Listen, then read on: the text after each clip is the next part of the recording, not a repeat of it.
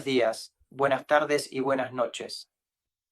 Muchas gracias por acompañarnos hoy en el seminario web de ISSH para enfermeras.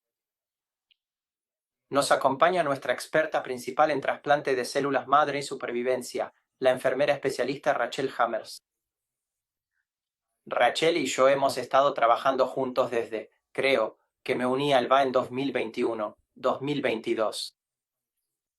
Pero ella ha estado en nuestro programa de trasplante de la Administración de Veteranos durante muchos años y supervisa nuestras operaciones en la clínica de trasplante de células madre y terapias celulares a largo plazo bajo la dirección del profesor Bipin Savani.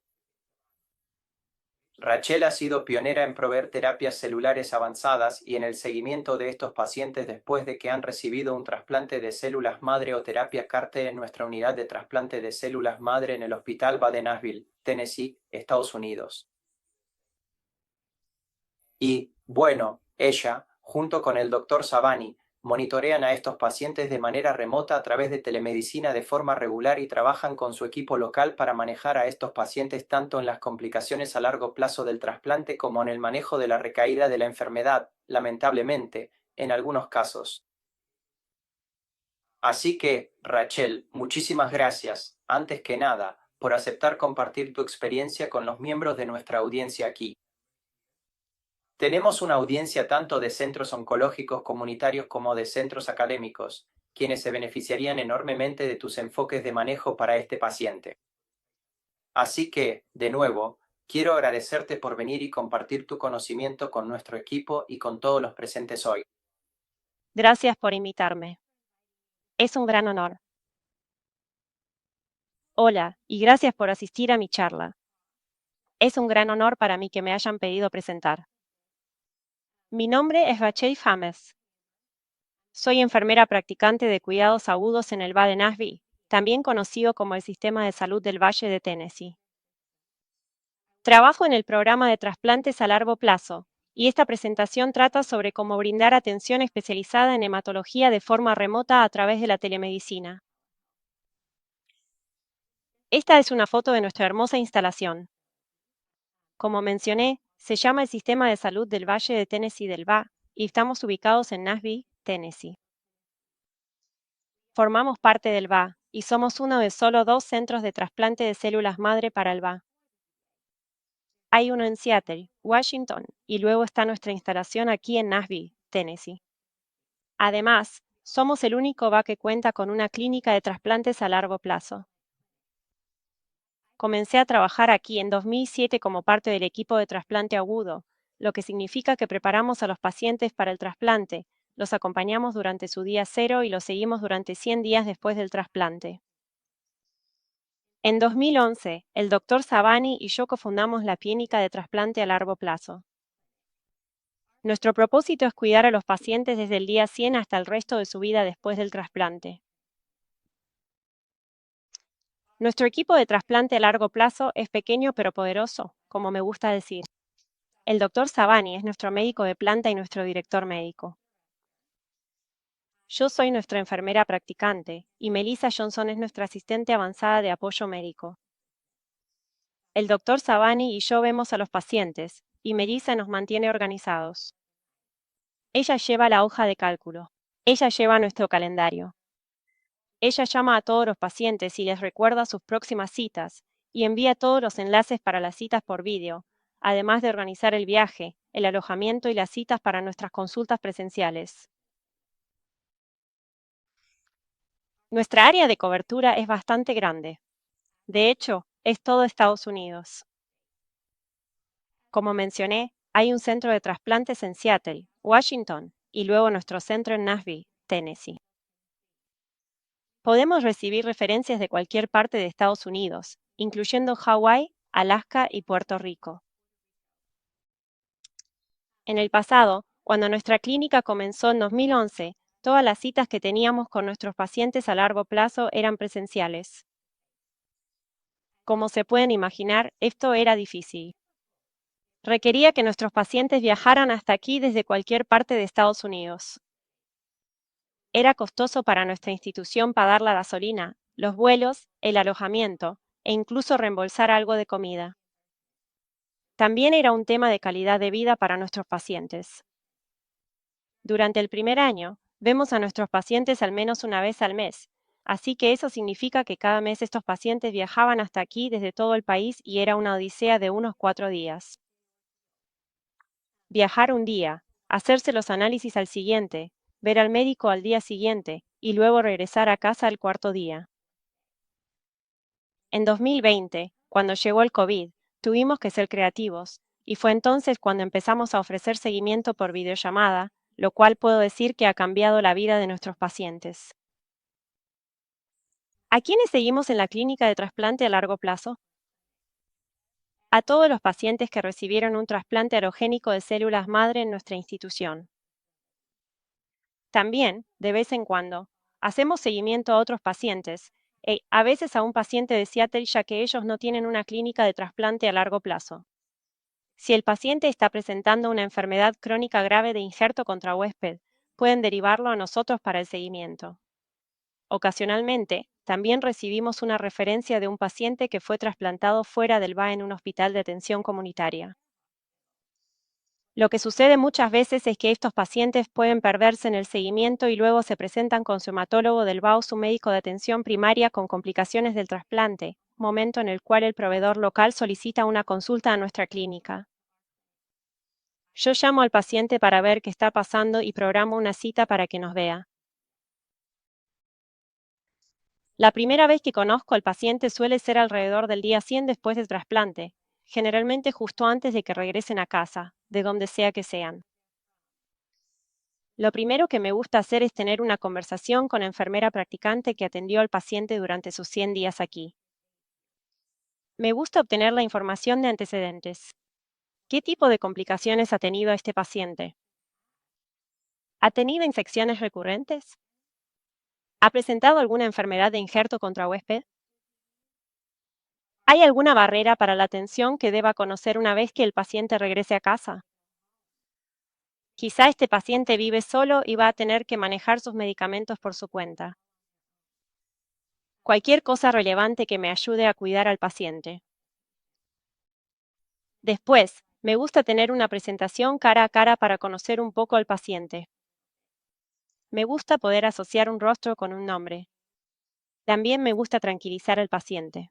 A menudo, se sienten incómodos al regresar a casa. Se sienten un poco nerviosos. Quiero que ellos también puedan asociar mi rostro con mi nombre.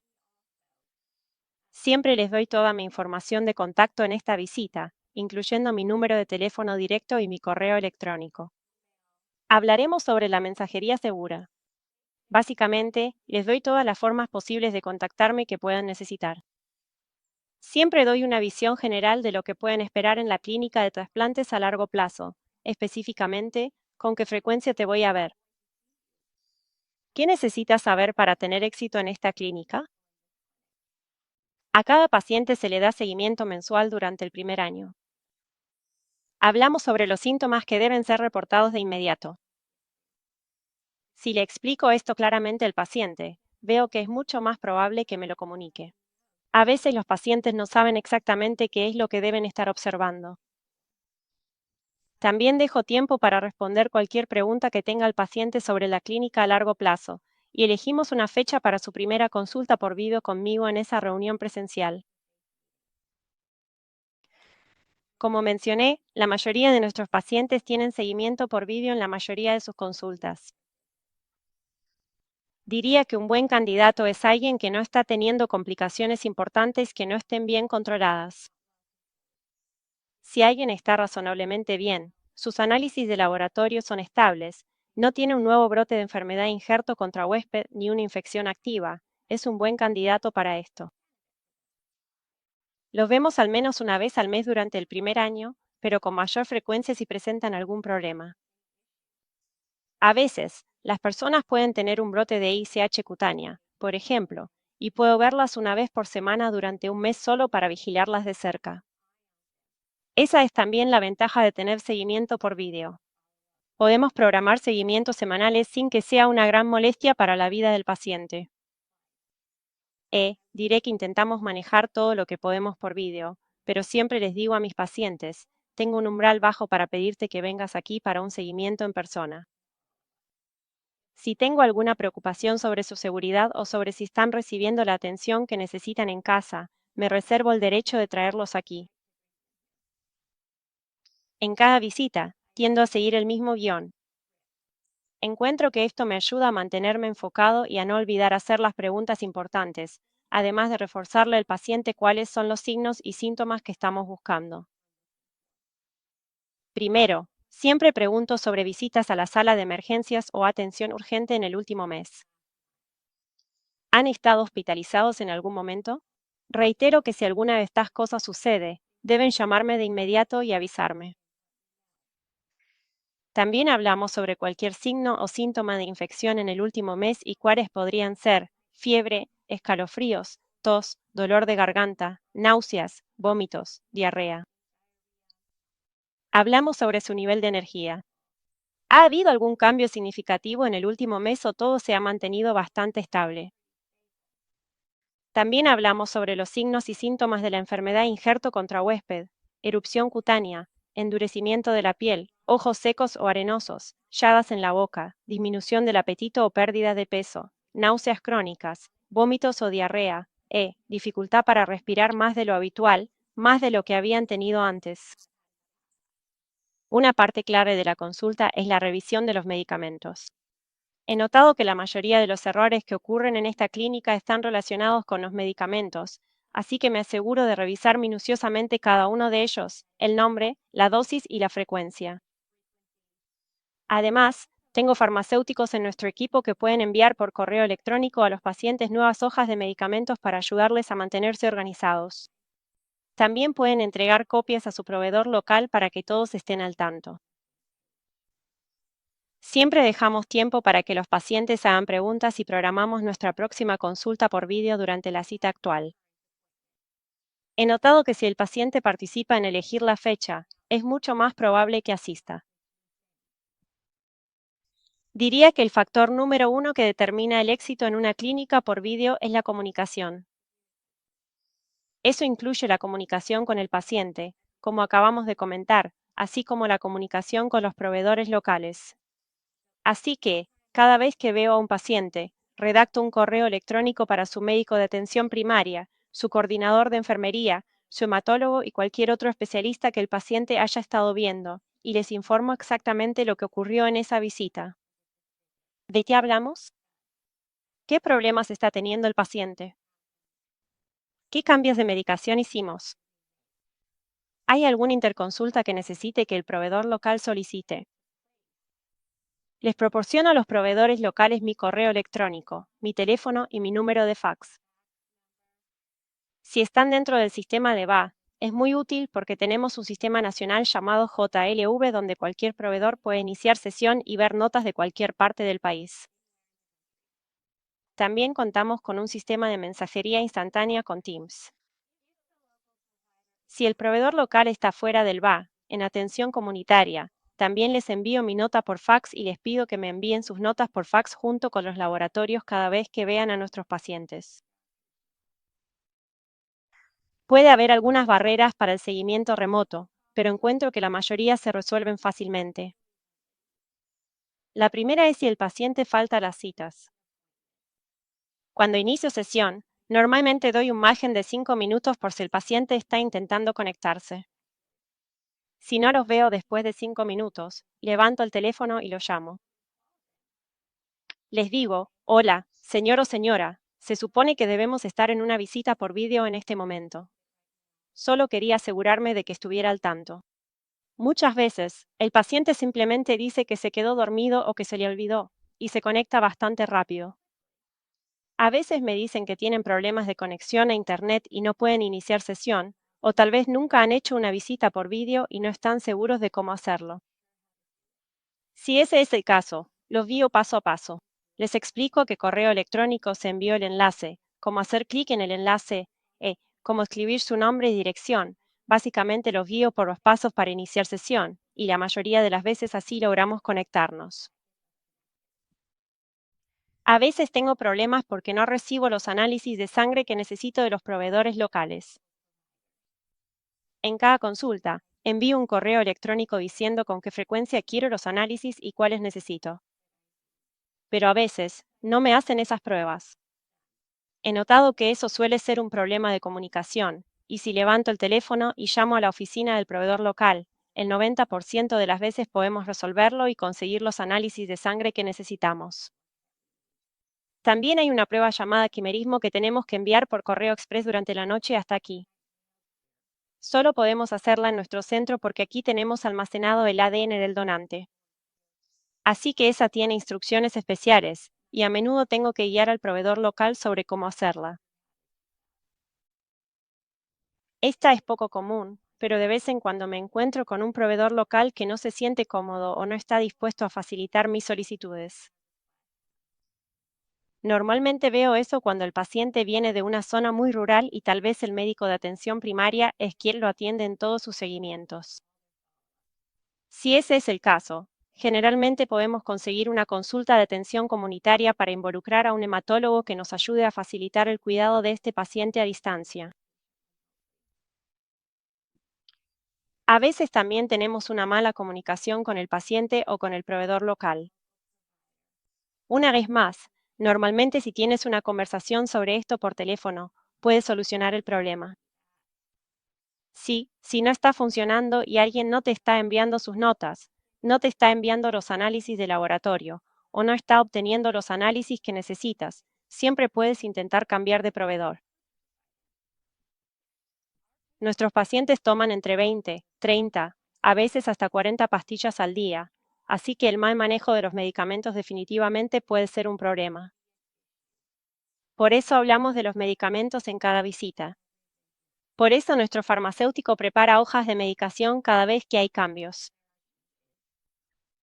Que hablemos sobre los medicamentos en cada consulta. Por eso nuestro farmacéutico preparará hojas de medicación cada vez que haya cambios. A veces es necesario hacer un seguimiento presencial. Veo a cada paciente en persona en su visita de un año después del trasplante. Eso es principalmente porque es un hito importante en el trasplante. También es porque implica una evaluación grande, como unas 20 muestras de sangre, una biopsia de médula ósea, pruebas de función pulmonar, a veces un electrocardiograma o una radiografía de tórax. Es una evaluación grande, y me parece más fácil tenerlos aquí, traerlos y hacer todo de una vez para que podamos revisar todos los resultados juntos. Algunos pacientes también vienen en persona a los 6 meses después del trasplante. Normalmente, eso es si hay alguna preocupación que quiero abordar, como que los conteos están bajando. Puede que necesitemos una biopsia de médula ósea para reevaluar el estado de la enfermedad. Los quimerismos no han sido buenos, están perdiendo el porcentaje del donante.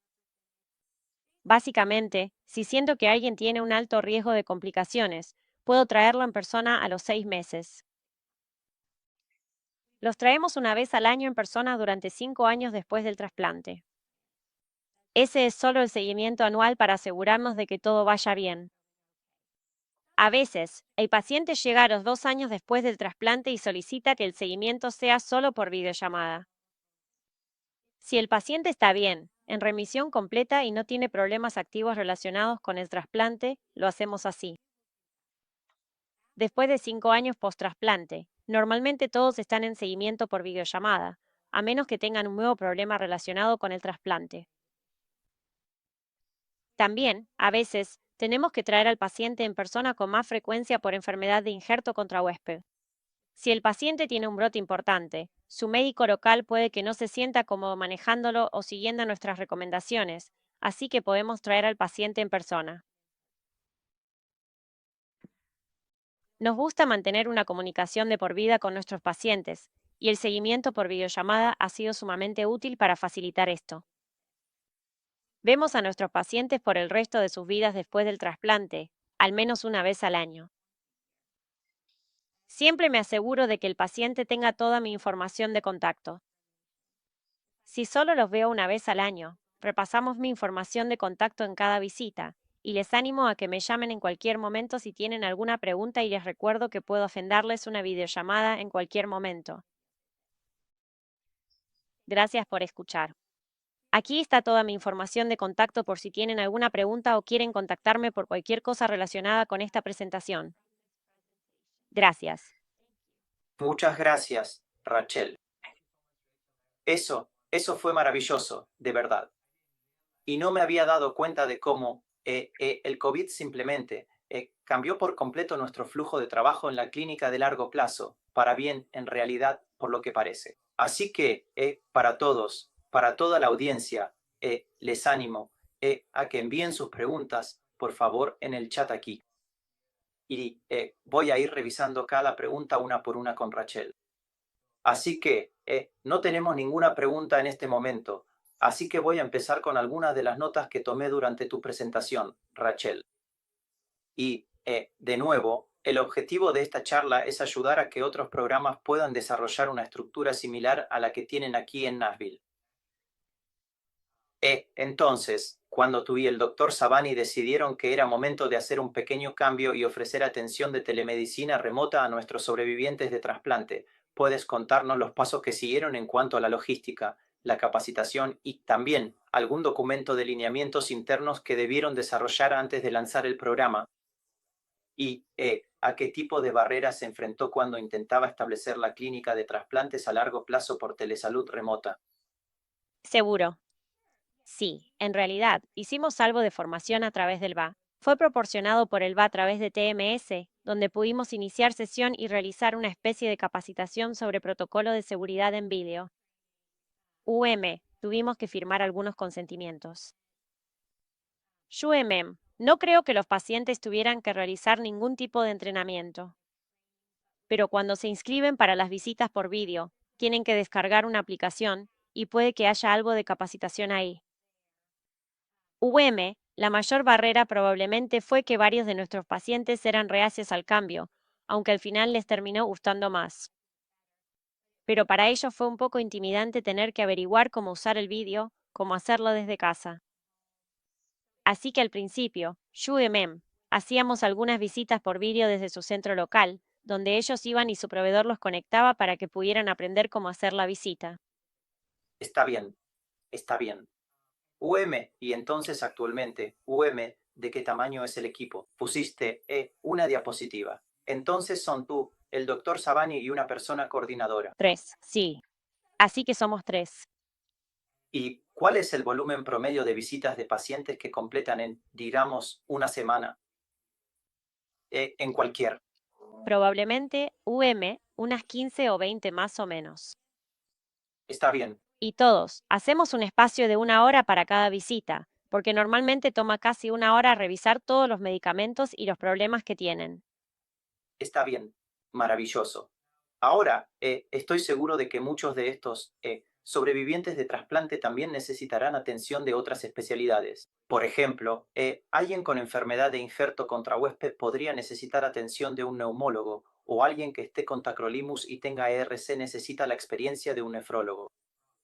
Y entonces, ¿cómo coordinas con otros servicios de consulta cuando alguien está realmente en su lugar de residencia y tú solo estás brindando atención remota? Sí, todos nuestros pacientes, también tendrán un hematólogo en casa. Durante el primer año, normalmente los ven cada 2 semanas. Y luego también habrá una enfermera coordinadora. Entonces, cada vez que veo al paciente, envío un correo electrónico que incluye al médico de atención primaria, al hematólogo y al coordinador de enfermería y solicitaremos cualquier consulta que necesitemos. Y ellos nos los colocarán. Veo. Si es un paciente local, puedo colocarlo yo mismo aquí. Bueno, bueno. ¿Y entonces qué proporción de los pacientes en tu consulta ahora mismo son locales y cuántos son remotos, o sea, de fuera del estado, dirías?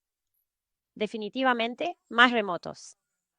O sea, tengo bastantes locales, pero en una semana puedo ver a 2 locales, y el resto son de otros lugares de todo el país. Bueno, de hecho ya empezamos a recibir algunas preguntas de los miembros de la audiencia, así que gracias por enviarlas. Una de las preguntas es sobre la plataforma de software de vídeo que estás usando, y la preocupación es sobre la protección de datos, la responsabilidad con IPA y todo ese tipo de cosas, por supuesto. ¿Puedes contarme un poco sobre el software en sí? Es el programa que utilizamos. Sí, es el programa Teams. Todo se hace a través de Teams, que se supone que es seguro. Así es como nos comunicamos, ya sabe, con los demás médicos y enfermeras también. Bueno, bueno. Y, cuando haces esta visita, ¿es solo el paciente o también esperas que su cuidador en casa sea parte de la visita? Definitivamente prefiero que el cuidador esté ahí, seguro. Y diría que la gran mayoría de las veces, el cuidador está con el paciente. A veces me toca a alguien que ya lleva años y tal vez no es un caso complicado, y entonces sí, están solos. Pero normalmente el cuidador está presente. Entonces, mencionaste, la enfermedad de injerto contra huésped, donde tal vez prefieras que los pacientes vengan para un examen presencial. ¿En qué otras situaciones usted les pide a los pacientes que vengan para recibir atención local? A veces, si tienen infecciones frecuentes, los traemos aquí. A veces, si el proveedor local se siente incómodo o el paciente tiene infecciones repetidas, lo traemos aquí y, a veces, incluso lo admitimos hasta que se solucione el problema. Bueno, Pero sí, es infección o enfermedad de injerto contra huésped. bueno. Ahora bien, definitivamente la recaída después del trasplante es probablemente una de las complicaciones más desafiantes que todos enfrentamos. Y, ¿puedes explicarnos algunos pasos generales? Digamos que usted miró el CBC de la oficina local y se dio cuenta de que están circulando explosiones, por ejemplo, de acuerdo. NNN. ¿Y qué pasa por tu mente? ¿Cómo se coordina con el doctor Sobani y el equipo local en lo que respecta al tratamiento de rescate? Nada específico, solo la logística de la terapia de rescate. Seguro, Más una terapia más definitiva, como una infusión de linfocitos de un donante o un segundo trasplante en algunos casos. seguro. Entonces, por supuesto, si veo blastos en el diferencial o un recuento de glóbulos blancos muy alto o plaquetas muy bajas, lo primero que queremos es una biopsia de médula ósea. Así que, de inmediato contactamos al coordinador local y le pedimos que realice la biopsia de médula ósea.